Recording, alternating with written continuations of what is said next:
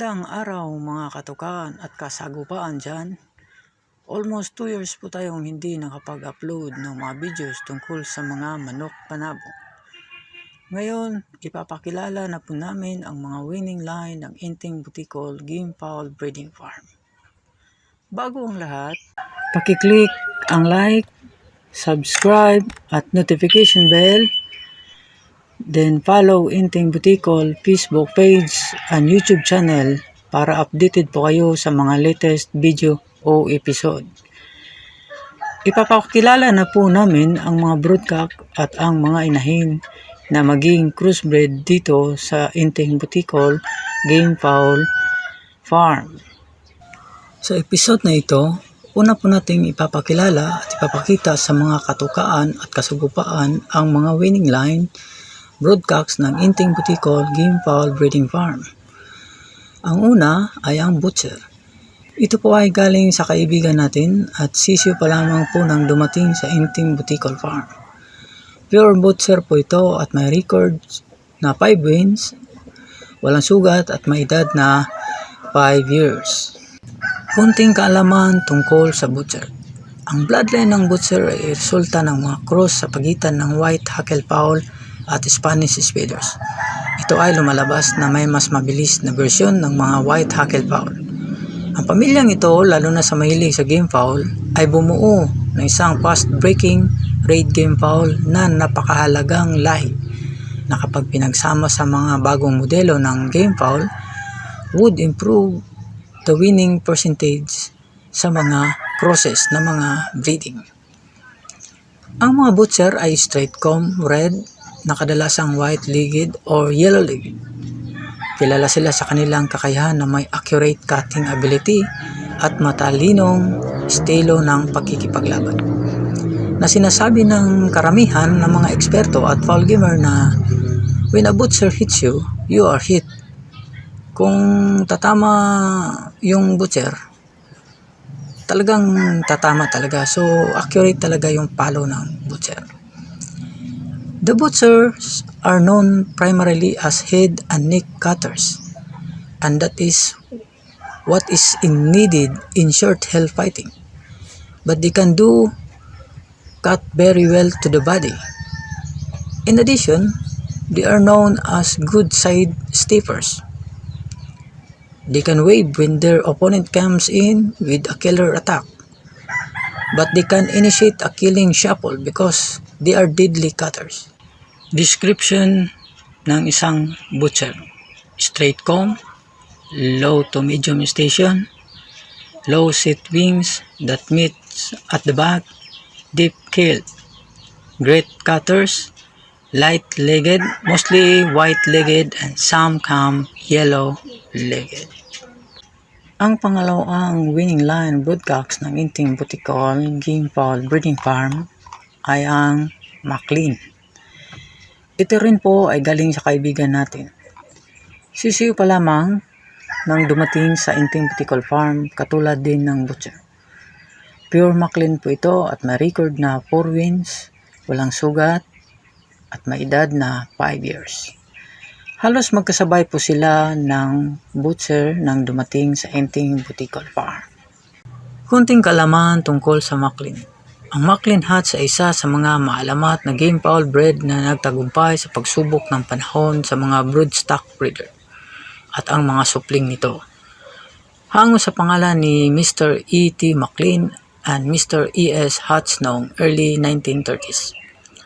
Ang fighting style ng Maclean Hats were the rather poor cutters, low-headed dumb fighters that usually fly into 2 or 3 hits before throwing one of their patented haymakers at their opponents. So, medyo mababa, so mahina. They either won spectacularly or lost as incredibly as well.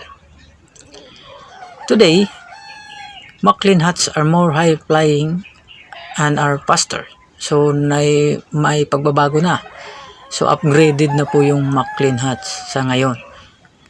Many coming more brainy, so matatalino na than usual. Their usual characteristics like power and gameness stop are still there. So, nandyan pa rin yung lakas, yung gameness niya, tsaka attack ay nandyan pa rin.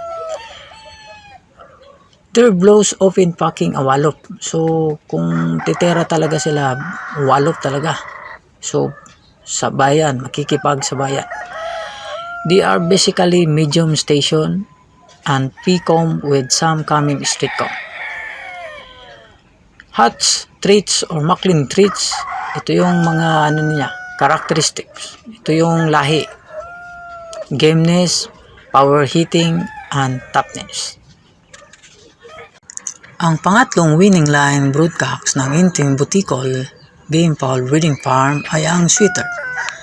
Dito na po ito ipinanganak o nagiging sisiw sa Inting Butikol Game Fowl Breeding Farm. Ang tatay at nanay nito ay mga pure sweater. Kaso nga lang, tinamaan ng sakit at hindi na parami, kaya ito na lang ang naiwan mula sa original na lahi. At may record na 3 panalo at nabulag sa kanang mata sa pangatlo niyang laban na may edad na 5 taon. So 5 years po itong sweater natin.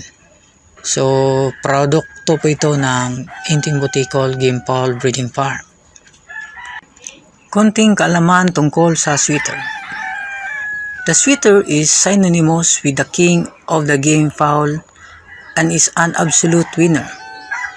We cannot talk about cockfighting without mentioning the sweater.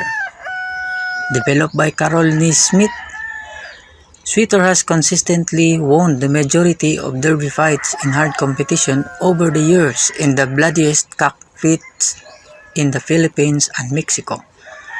Sweater became the winningest bloodline of fighting cock not only in the Philippines but also in South America, particularly in Mexico.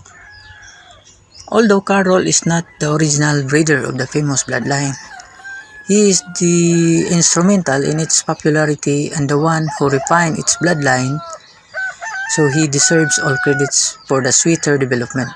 So siya pala yung nagde-develop ng sweater. Dinidevelop niya yung sweater. The person who sold him the original stock even told him that the breed could no longer compete. So yung original na nagbenta sa sweater, nagsasabi na hindi na daw pwede ilaban yung manok. Kaso dinidevelop niya. So ganun ang nangyari sa sweater. Ito yung history ng sweater.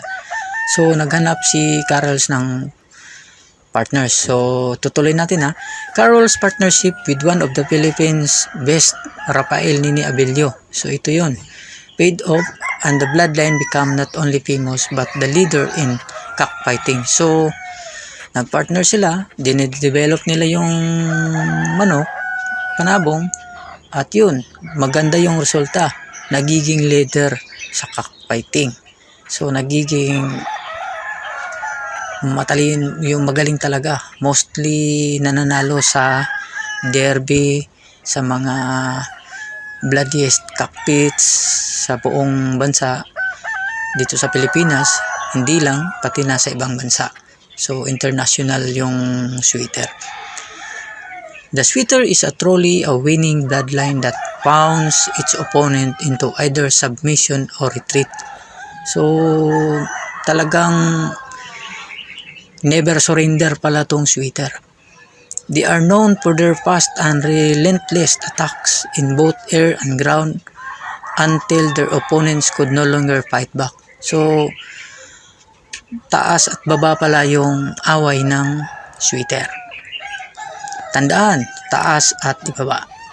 Kaya magko-cross tayo, may crosses po tayo dito sa Inting Butikol Farm, sweater at sa mga inahin. So sa next episode, makikita nyo yung crosses niya at yung resulta.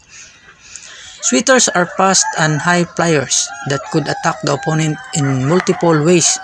So mabilis kahit saan, kahit anong paraan, palo ng palo. On the ground, they are more dangerous. Yun. Delikado ang sweater pag nasa ground. The best known sweater bloodline is the Possum sweater. 226, developed by Nini Abelio in Bacolod City and is known to win multiple World Slasher Championship. Yun yung sweater na dinevelop nila na matindi talaga, yung Pusom Sweater 226 na dinevelop ni Nini Abelio in Bacolod City, na nakilala multiple win sa World Slasher Championships. Ang pang-apat o panghuling winning line broadcast ng Inting Buticol Game Fowl Breeding Farm ay ang Sanino White. Ito po ay galing sa kaibigan natin. Broadcast na po itong dumating sa Inting Buticol Game Fowl Breeding Farm. Pure Sanino White po ito at may record na 1 win, isang panalo lang. May tama sa kaliwang paa at baldado, kaya hindi na pwedeng ilaban. At may edad na 5 years. Dumating po ito sa Inting Buticol Game Fowl Breeding Farm last August 2020. Bali 2 taon pa lamang po ito sa Inting Buticol Game Fowl Breeding Farm. Kung natatandaan nyo yung process nito nung sa first episode namin sa kwento ng mga manok panabong, yung babae po ay Black Bonanza, 2 Black Bonanza. So sa next episode makikita nyo yung mga anak ng mga Black Bonanza, yung lahi ng Sanino White at saka Black Bonanza. Kunting kalaman sa Sanino White.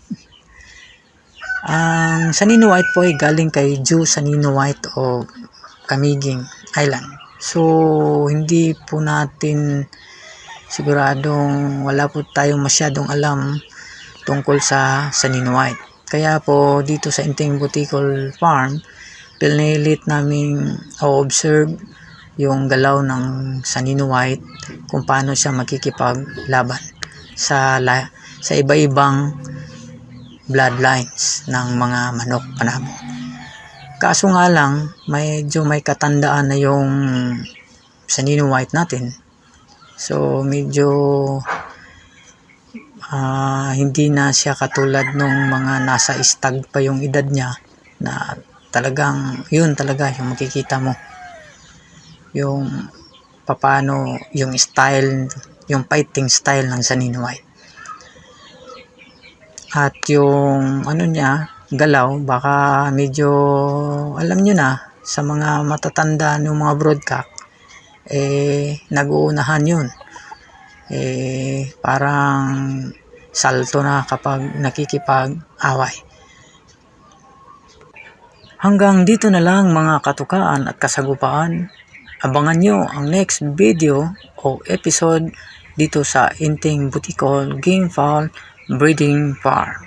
Para masundan nyo ang kanilang kwento at buhay manok panabong, just click like, subscribe, and notification bell.